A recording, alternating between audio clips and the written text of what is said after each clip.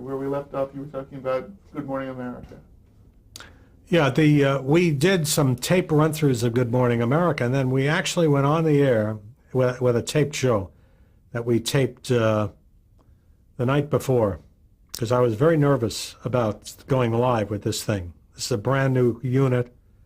These people had never worked together before, and I didn't want an on-the-air catastrophe. So for, I believe it was 2 weeks, we taped the night before, which was convenient for me because my apartment was right across the street from ABC's studios on 66th Street. So I just used to go across the street in a bathrobe. But it was right off the bat an immediate success because the tone of it was just so different. It was so accessible compared to the Today Show, which has gotten kind of stodgy back in those days. And you know, the cumulative effect of David, who is Mr. Warmth, and really short, punchy newscasts, and these people that we had signed, and Irma Bombeck, and Geraldo, and Jack Anderson, and we were doing kind of People magazine. I mean, it was a lot more pop culture than what you would get on the Today Show. And it just right off the bat, it just leapt out of the gate, and I think it took about a year to pass NBC. But we really were successful. And the primetime lineup kind of fit into it. Because people looked at ABC primetime with the audience that we were trying to reach in the morning. And it was very easy to direct our promotion on the air. You know, anybody who looked at Charlie's Angels would be interested in Farrah Fawcett. It'll be on Good Morning America the next... It was fun for me because I hadn't worked on a show like this. This was kind of a news-related show. But it was good for me because I wasn't burdened by all the so-called conventions of doing news shows. I said, the hell with it. You know, this is not a news division show. We're going to do what we want to do. You know, although they did produce the newscasts. And occasionally, if we had the vice president on or something, then an ABC correspondent would do that interview. You know, we certainly wouldn't have Nancy Dussault do the interview. But so that problem straightened itself out pretty quickly. And, you know, the other major problem was the daytime, which was a mess. It just was a hodgepodge. And you know, my feeling was you just can't start with a clean slate. And what we had to do is basically take what we have and over a period of time make it work. And the first thing that I opted to do was to go to build toward an all-serial schedule and really counter-program ABC, CBS with hipper, younger kinds of storylines. Because they were, you know, CBS was still kind of locked into the P&G mentality, which is very stodgy, and I figured that we were going to go in a totally different direction. And I brought over a young woman who used to work for me at CBS by the name of Jacqueline Smith, who was my second in the children's area and later in daytime, and made her the head of daytime. And she was just a dynamo. I mean, she was terrific. And I said, the first thing we're going to do is we're going to take these two terrible shows, One Life to Live, which is on at 2:30, and General Hospital, which is on at 3, and they're half hours now, and they're dying. We're going to expand them to 45 minutes. Because we have to make them feel like they're important, and the only way to do that quickly is to just have more of it. And nobody totally understood the logic of it, but I think at this point they figured, we have nothing to lose. And so, you know, we hired new writers, refocused the shows on those characters that we thought had potential, brought in new characters, and it took about 6 months because we had to build new studios and everything to do this, and put in the 90 minutes in place of the hour. And then we also expanded. We had All My Children, which was a half hour, and we made an hour out of that. So we picked up 2 half hours of serial. And at a point in time, though, you know, we were still short a half hour, and we couldn't do that until we got the 45-minute shows to work. So we had a group of serials in the early afternoon, one game show, and another group of serials, which made absolutely no sense, but that we were forced to do this.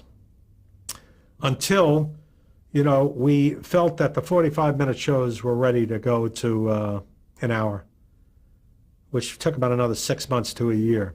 Then they got expanded to an hour each, and then we blocked out. We had serials from 12:30 until 4 o'clock. We had a show called Ryan's Hope, which is a half hour, an hour All My Children, an hour One Life to Live, and an hour General Hospital. And a testament to Jackie Smith, that she was able enough and creative enough that she just made these shows so popular. She just kicked ass in the daytime. I mean, she was the one that thought up the Luke and Laura love story, with Jeannie Francis and whoever the guy is who played On General Hospital. Yeah. But she was the one that came up with all these stunts. She was the one that came up with the catchword "Love in the Afternoon." And the show, it took about my whole time at ABC. By the time I left there, the daytime was clearly number one and just killed everybody in demographics. And we had a couple of game shows in the morning. We developed Family Feud, which went on at that point in time, and into a big hit. And could never get the second game show right. There was a string of other shows, and they just came and went. But the daytime was financially to ABC meant an enormous amount, because there were very little development costs involved. I mean, basically, we had the same shows that we had when I got there, but they were totally refurbished. They were expanded, and they were enormous hits. And that daytime schedule is on the air as we speak. It hasn't changed. They still have got All My Children, One Life to Live, and General Hospital. And they have instead of Ryan's Hope, they have a half-hour spinoff from General Hospital. And The View in the morning they added. But basically the schedule is pretty much the same schedule that we created back then. And, the last area, which was kind of easy, because it could do, this is where I came from, was Saturday morning, the children's area. And it just, it was basically doing what I did at CBS, primarily with Hanna-Barbera, of just, we stole a couple of shows, so I believe we stole Scooby-Doo at a point in time, which was a big acquisition, and I think in one season, that got turned around, and I was fortunate at ABC that there were some good people already in place there to do that. And at that point in time, as I got towards 1978, it was pretty much done. And what I was really interested in doing, and I guess the Good Morning America experience had kind of influenced me quite a bit. I really wanted to get more involved in the news area. And I had a couple of conversations with Fred Pierce, who looked at me like I was a Martian, when I suggested this. So what the hell do you want to get involved in news for? And I don't think he understood that I started to get very, very bored. It was, and also I was getting very tired because I missed Michael Eisner not being there. It was twice as much work. Found myself spending twice as much time in Los Angeles, and I was used to running the whole thing from New York. And I just was getting worn out, and I wasn't getting the response that I hoped I would hear, about the news. Which at this point they hadn't hired Roone Arledge yet, so it was still up in the air. And so the stage was kind of set, to move over to NBC in '78. Now, before you made that move in '77, you made the cover of Time magazine, and they dubbed you the man with the golden gut. What does that phrase mean to you? I hate it. Really? Yeah, but as I've gotten older, I hate it more because I'm really getting a big gut. Nothing to do with gold. But I don't know, that's something that somebody, it's one of the program executives over at ABC was quoted. That was a quote of hers, and I've, to this day, it still kind of haunts me. It has nothing to do with the gut. It really has a lot to do with a very, very high learning curve and learning an awful lot. About a lot of it is kind of you learn from experience. It has nothing to do with your gut. I mean, I think the gut can enter into it to a point, but there's a lot more that's called upon to make any kind of a reasoned decision about something. Well, let's talk about some of the specific shows and some of the producers that you've just touched on briefly. Pro and con, talk a bit about what putting Charlie's Angels on the air represented to you and to the network. It represented a major hit, one of the first hits. You know, you don't put too many 50-share shows on the air. And this was a big hit. I still believe this is Charlie's Angels was a very, very positive statement for the women's movement. I mean, this was the first show where there were 3 women who were kind of running things and doing things on their own. They were out in the field. They didn't have time to check with Charlie or Bosley. They just went out and they did it.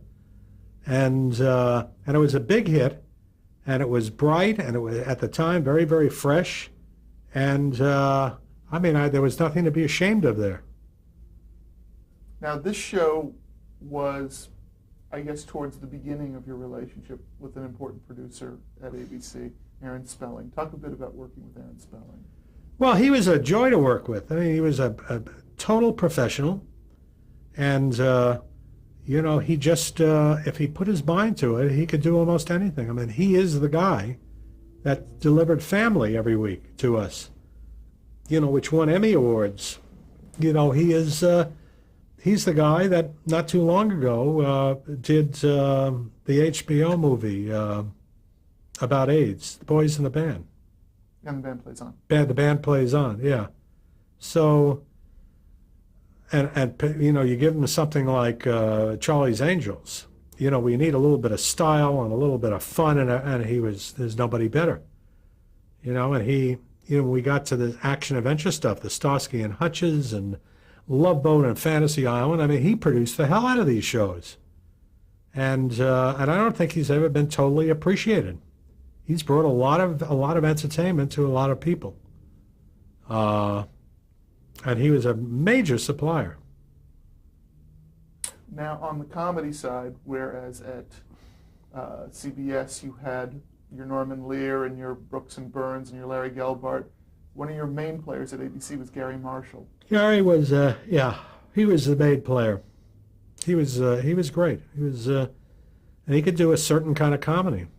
He kind of a raucous comedy, Happy Days, sentimental comedy. Laverne and Shirley, he had done, before I got there, The Odd Couple. I mean, he was involved in the development and execution of that show. He did a couple of other lesser shows that just never went anywhere.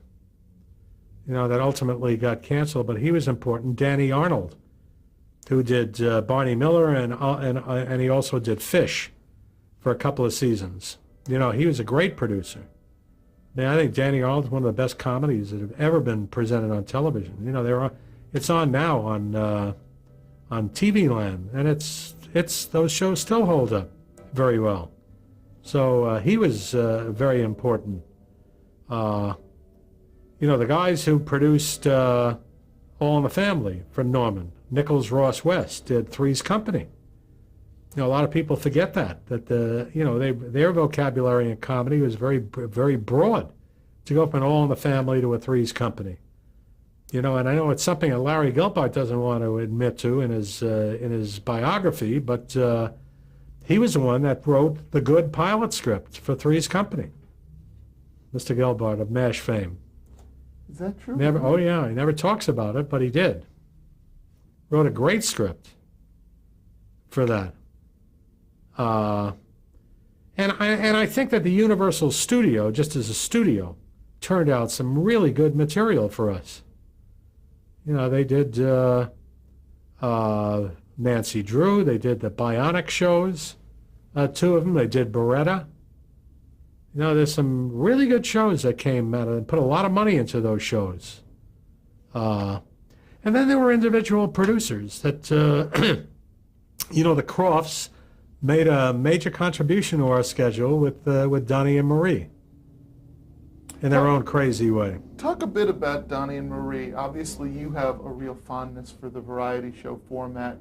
At that point in time, what did you sort of see? What did you project as the life expectancy just for that genre? Obviously, you had great success with Sonny and Cher and Donnie and Marie as well. What were you thinking was going to happen with the variety show? Well, I thought specifically Donnie and Marie could be around for 4 or 5 years until they outgrow it. I think that act could get stale when they're standing there. They're 23 years old. But I felt that that variety could evolve from star variety to concept, and we spent an enormous amount of money trying to come up with forms that could work. I mean, we did one show that almost got on the air, but the testing killed it, called That Thing on ABC. And it was a lot of really good people were in there. But people that later went on to SCTV, and it didn't totally work. But we did several concept shows.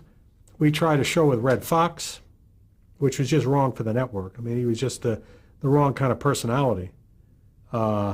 We tried variety specials with some comedy in there with Lola Falana.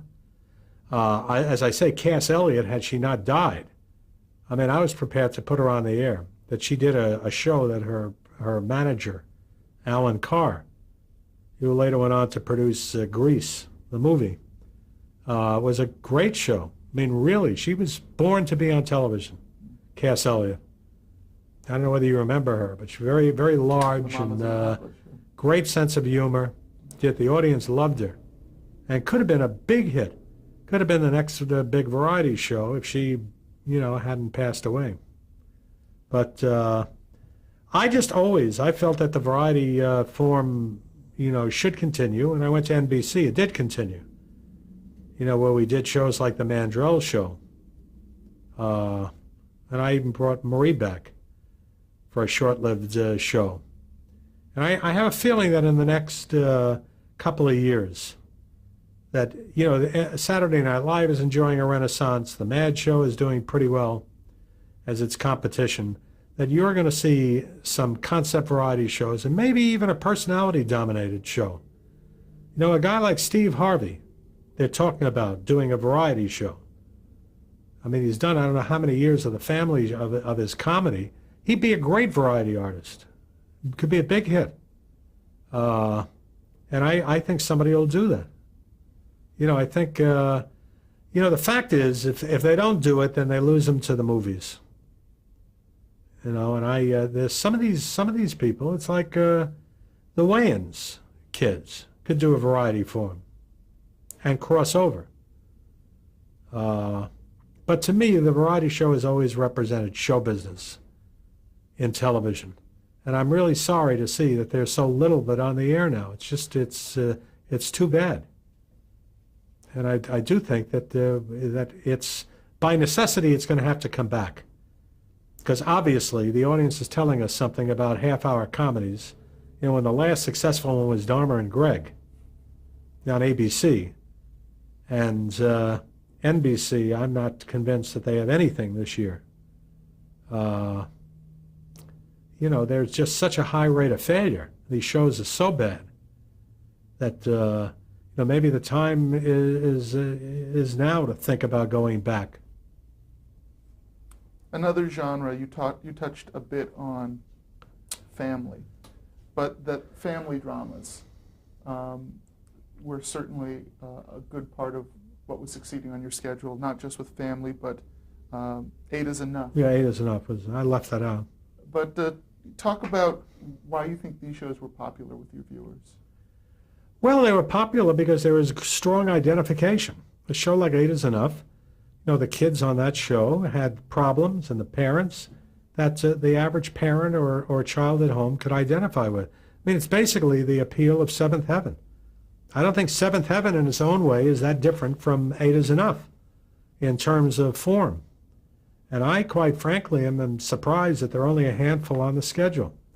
The WB has got Seventh Heaven, and they've got the Gilmore Girls, and that's about it. That's I don't think there's anything else on. Now I understand a lot of shows are being developed in this genre for next fall, so it may change.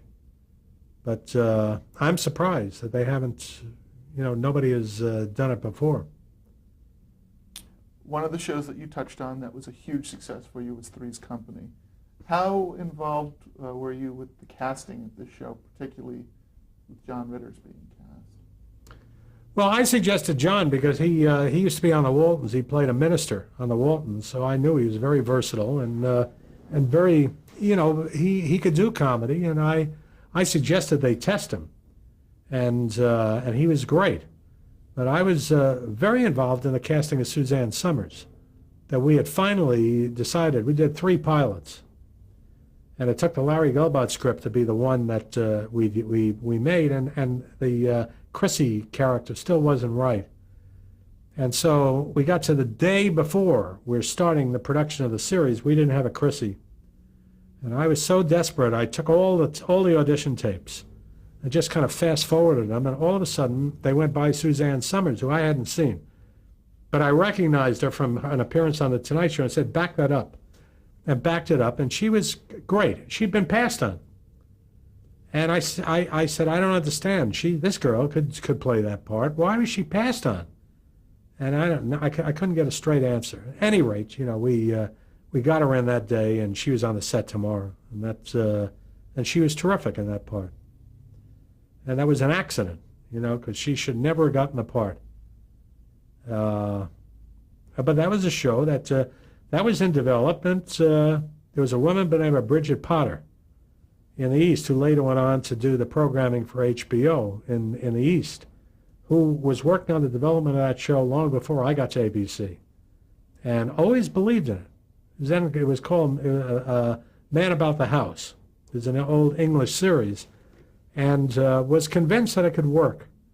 And ultimately we got it on, and it was the #1 show. I mean, it was a bigger hit than Happy Days and Laverne and Shirley. And totally condemned. Everybody hated it. All the critics hated it. They really just hated the show.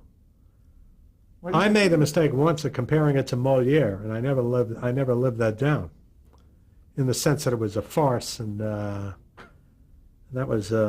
wasn't the best thing for me to do. Let's talk about some of the event programming that you had touched on before. Talk about Rich Man, Poor Man, and the way that came into being, and the way it was scheduled. Well, Rich Man, Poor Man was there. When I got there, it was 6 2-hour movies. And I was just looking. We were very short on series programs, and I just thought we'd get more bang for our buck, to go back to back with another hour drama, and to play it on a weekly basis, so that we started with a 2-hour and we ended with a 2-hour, but all the other shows, the other 8 shows, played as single hours, and it enabled us to back it up. I believe we put it at 10 o'clock to put a really good new show at 9 o'clock, with the hope that people would pre-tune in and we could help build another show. And it worked pretty well. I forget what show we put on earlier, but it was a big hit. I mean, it was a very, very good show that I had absolutely nothing to do with. I mean, that was a Brandon Stoddard show, but it was first rate. But in terms of the scheduling, it was on every Monday. Was there any precedent for programming a miniseries in that way? Well, I think they thought they were going to put it on in movie time periods. So I would say probably not. I just wanted to get more use out of it. And this eked out another, it would have played in 6 states, and this played in